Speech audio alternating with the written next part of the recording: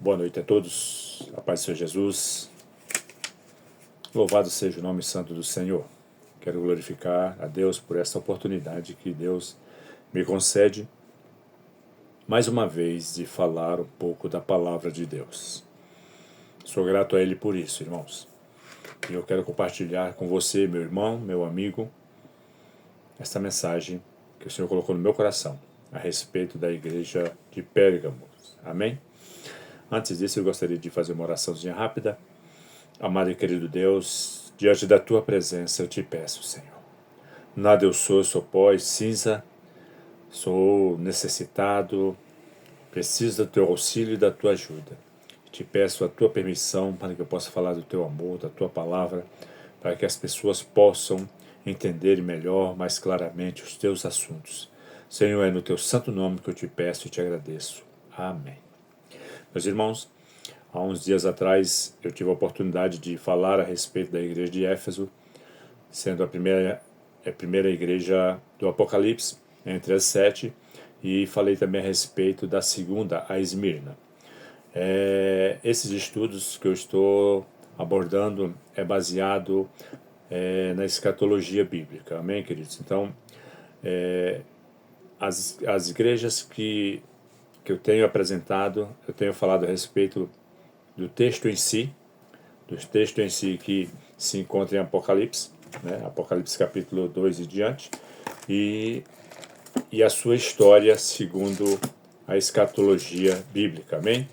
Então iremos ler o assunto que se encontra em Apocalipse capítulo 2, louvado seja Deus, e nós iremos entender um pouquinho para a glória de Deus, amém? Glória a Jesus. Está escrito assim. Apocalipse capítulo 12, a partir do versículo 12 em diante. A carta à igreja em Pérgamo. Ao anjo da igreja em Pérgamo escreve: Estas coisas diz aquele que tem a espada afiada de 2 gumes. Conheço o lugar em que habitas, onde está o trono de Satanás, e que conservas o meu nome e não negaste a minha fé. Ainda nos dias de Antipas, minha testemunha, meu fiel, o qual foi morto entre vós, onde Satanás habita. Tenho, todavia, contra ti algumas coisas, pois que tens aí os que sustentam a doutrina de Balaão, o qual ensinava a Balaque a armar ciladas diante dos filhos de Israel, para comerem coisas sacrificadas aos ídolos e praticarem a prostituição. Outro sim, também tu tens os que da mesma forma sustentam a doutrina dos Nicolaítas. Portanto, arrepende-te, e se não venho a ti sem demora, e contra eles pelejarei com a espada da minha boca. Quem tem ouvido, ouça o que o Espírito diz à igreja. Ao vencedor dar-lhe-ei do maná escondido, bem como lhe darei uma pedrinha branca, e sobre esta pedrinha escrito um novo nome, o qual ninguém conhece, exceto aquele que o recebe. Amém? Então, esta é a carta à igreja de Pérgamos. É interessante que, nesse estudo, nós iremos entender que estas 7 cartas, essas 7 igrejas, ela tem uma conotação, ela tem uma relação tremenda dentro do tempo histórico da Igreja de Cristo. Segundo a escatologia bíblica, quando nós observamos os tempos e as épocas, os períodos dos acontecimentos, dos atos, de quando foi revelado essas mensagens, segundo a escatologia bíblica, nos apresenta que a igreja de Éfeso, ela tem um período, ela começa a imperar, se inicia ali por volta do ano 30, do ano 30 até o final do século I, o 100. Provavelmente a igreja de Éfeso ela vive o primeiro amor. A igreja de Esmirna é uma igreja a igreja de Éfeso é a igreja desejada, por causa que ela vivia o primeiro amor. A igreja de Esmirna é a igreja que vive Aproximadamente, segundo a escatologia bíblica, o período entre o final do século I até mais ou menos aproximadamente a 313, 315 depois de Cristo. Ela recebe o nome de a Igreja do Holocausto, ou o incenso suave, o cheiro suave às narinas de Deus. Mirra significa cheiro suave. Nesse período foi o período onde os apóstolos, líderes da igreja, foram todos mortos, sacrificados, crucificados, exceto João e Judas Iscariotes, que ele se suicidou. A igreja de Pérgamo é a terceira igreja e ela tem uma história tremenda. Por quê, irmãos? Porque ao momento ela vai do período 313 depois de Cristo a 600, segundo a escatologia bíblica. E nós iremos entender um pouquinho aqui, tá bom? Então vamos lá. O texto áureo é Apocalipse capítulo 2, versículo 12 ao 17. Introdução. Pérgamo significa casamento. Pérgamo significa o casamento. Refere-se à representação da igreja primitiva que vai do ano 313 aproximadamente a 600 anos depois de Cristo. Este é o período, segundo a escatologia bíblica, dentro dos tempos do período da igreja de Cristo, que vai do primeiro século até agora, no século 21. Então, ela vive o período 313 a 600 depois de Cristo. Ela é representada com o casamento da igreja com o mundo e a intromissão do poder secular de Roma e de Constantinopla nos assuntos da igreja. Ou seja, a igreja de Pérgamo, ela significa casamento, ou seja, é o momento que a igreja casa com o Estado. Isto acontece após a vitória do imperador Constantino na Batalha de Adrianópolis. O cristianismo passou a ser agora incentivado e depois foi declarado religião oficial do Império Romano. Com este acordo, Pérgamo se torna a igreja mundana, ou seja, a igreja que casou com o Estado. A cidade grega de Pérgamo se torna a igreja mundana mais estatal. A igreja mundana em Pérgamo, Cristo é Cristo glorificado e quem maneja a espada dividindo a igreja do mundo. Mesmo a igreja tendo a influência de Constantino, imperador de Roma, mesmo a igreja sendo obrigado a aceitar o mundanismo dentro da igreja, mas é Cristo que está no controle. Amém? A cidade era famosa não somente pela biblioteca de 200 mil volumes, mas também pelo magnífico templo ao deus Esculápio, a quem se atribuía a cura de doentes e a ressurreição dos mortos.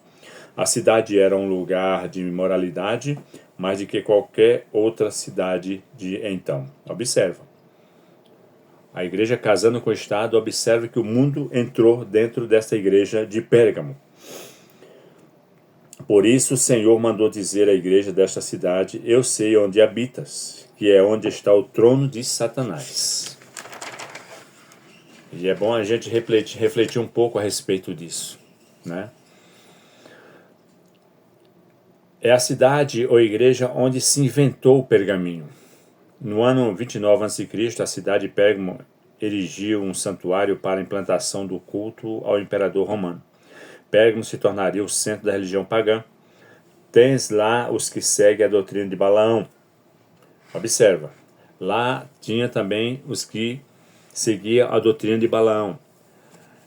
O que é a doutrina de Balaão, queridos? Entretanto, algumas coisas tenho contra ti. Olha só, porque tens aí os que seguem a doutrina de Balaão, o qual ensinava Balaque a lançar tropeços diante dos filhos de Israel, introduzindo-as a comerem das coisas sacrificadas a ídolos e a se prostituírem. Olha só que coisa. Isso é a doutrina de Balaão, que estava dentro da igreja de Pérgamo. Por que Balaão queria amaldiçoar o povo?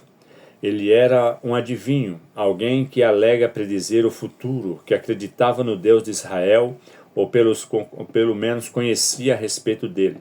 A ponto de ser influenciado pelo Espírito, o rei Moabe tentou contratar Balaão para que amaldiçoasse Israel, de modo que os moabitas conseguissem derrotá-los em batalha. O que aprendemos com Balaão? No caminho de Balaão aprende os perigos de contrariar Deus quando sua jumenta e um anjo falam com ele. Números 22 a 36 e 24 e 25. Balaão encontra-se com Balaque. Por 3 vezes Balaque pede-lhe que amaldiçoes Israel. Mas Balaão obedece a Deus e abençoa Israel todas as vezes. Então você observa que dentro daquela igreja existia doutrinas mundanas, doutrinas contrárias ao ensino da palavra de Deus. Por isso que ela é considerada como a igreja que casou com o mundo. Tem também os que seguem a doutrina dos nicolaítas. Olha só que coisa. Qual era a doutrina dos nicolaítas? Os nicolaítas eram pessoas que procuravam difundir ou atrapalhar com ensinos contrários ao verdadeiro evangelho. O objetivo dessas pessoas era o de corromper a igreja de Cristo e perverter o genuíno culto do Senhor. Por isso, o significado de nicolaítas na Bíblia está relacionado ao fato de serem pedras de tropeço na igreja de Deus. Quem eram os nicolaítas? Alguns entendem que os nicolaítas eram seguidores de Nicolau, era um prosélito de Antioquia que foi designado diácono na igreja em Jerusalém. No Atos 6:5 fala isso. Qual era a doutrina dos nicolaítas? Eram pessoas que seguiam os falsos apóstolos e profetas, podendo ter algumas ideias de tipo coisas que eles ensinavam. Isso está escrito em Apocalipse 2:6, 2:14 e 15. A doutrina de Balaão, então observe que dentro dessa igreja de Pérgamos existia estas ramificações, esses ensinamentos mundanos, estas misturas para tentar tirar da igreja de Pérgamo a essência de Deus, o culto genuíno ao Senhor. A igreja em Pérgamo, a igreja mundana, ela tinha qualidades. Quais são as qualidades delas? Que conservas o meu nome e não negaste a minha fé. Ainda nos dias de Antipas, minha testemunha, meu fiel, o qual foi morto entre vós. Quem foi Antipas? Um exemplo. Antipas de Pérgamo foi bispo, discípulo do apóstolo João, mártir do cristianismo durante o reinado de Nero. Neste tempo, devido à perseguição aos cristãos, todos aqueles que se opunhavam a oferecer sacrifício aos deuses viviam sob ameaças e exílio ou execução por ordem do imperador. Essa igreja, ela tinha isso. Então ela perseguia os verdadeiros cristãos, né? Como Antipas. Ela tinha defeitos, como todos têm. Tens lá os que seguem a doutrina de Balaão, né? Já foi falado. Louvado seja o nome santo do Senhor Jesus. Tens lá também os que seguem a doutrina dos nicolaítas, que nem já foi explicado. Só que Jesus, mesmo assim, ele tenta dar conselho, ele tenta despertar eles. E olha só aqui o que o Senhor Jesus fala. Arrepende-te, e se não se arrepender, venho a ti sem demora, e contra ele pelejarei com a espada da minha boca. O ímpio não permanecerá na congregação dos justos. Salmo 1, 5 e 6 fala isso. A recompensa. Apocalipse 2:17. Quem tem ouvidos, ouça o que o Espírito diz à igreja. Ao vencedor dar-lhe-ei do maná escondido, bem como lhe darei uma pedrinha branca, e sobre essa pedrinha escrito um nome novo, o qual ninguém me conhece, exceto aquele que o recebe. Então, queridos, Cristo, mesmo vendo as obras da igreja de Pérgamo, vendo que a igreja de Pérgamo, o líder, a direção da igreja de Pérgamo, aceitou a influência do Estado, E com isso deixou que as tentações mundanas entrassem dentro da igreja, do culto racional ao Senhor. Cristo, ele preocupado, ele está sempre preocupado conosco, querendo que nós voltamos para ele, queremos que nós se arrependemos das nossas más obras. Ele fala, ele manda conselhos, se arrepende. Se não se arrepender, venho a ti sem demora, e contra ele pelejarei com a espada da minha boca, né? E se nós guardar esses conselhos que Cristo nos dá, ele tem para nós recompensas, como está escrito em Apocalipse 2,17. Quem tem ouvidos, ouça o que o Espírito diz à igreja. Ao vencedor dar-lhe-ei do maná escondido, bem como lhe darei uma pedrinha branca, e sobre esta pedrinha escrita um nome novo, o qual ninguém me conhece, exceto aquele que o recebe. Então você percebe, querido irmão e amigo que irá ter a oportunidade de ver esta mensagem, você percebe que Cristo tem uma preocupação muito grande em resgatar a humanidade. E a igreja de Pérgamo, dentro do contexto histórico da igreja de Cristo, ela tem um poder muito grande. Por quê? Porque hoje nós estamos vendo isso dentro da igreja. A gente vê as influências do mundo, os costumes do mundo querendo interferir no meio da igreja. O Estado querendo interferir no meio da igreja. Querendo interferir na doutrina da palavra de Deus. Quer atrapalhar a família, quer atrapalhar a vida cívica do ser humano. O Estado quer dominarmos de todas as formas. Então, é algo que nós precisamos entender. Que a vontade do Senhor é mudar. A vontade do Senhor é fazer uma igreja forte, poderosa, sarada, transformada, sem nenhum empecilho. E para isso, nós precisamos sentir no coração o desejo de mudança. Observar quais são as obras que nós estamos praticando, se é as obras que estão dentro das escrituras sagradas, ou se nós estamos sendo deixados levar por doutrinas como as doutrinas de Balaão, as doutrinas dos Nicolaítas, ou se nós estamos sendo levados a seguir costumes do mundo, pensamentos que vêm atrapalhar a essência de Deus. Que o Senhor Deus possa, nesta noite, falar mais com você a respeito desta mensagem. E que os costumes do mundo, que as coisas que te afastam do Espírito de Cristo, do Espírito Santo de Deus, da obra dele, que caia por terra nesta noite e você possa ser impactado pelo poder da palavra. E saiba que as influências do mal estão sempre interferindo para tentar nos tirar da presença de Deus. Amém, queridos? Que Deus te abençoe, que Deus abençoe vocês, que o Senhor Deus possa falar mais e mais ao vosso coração.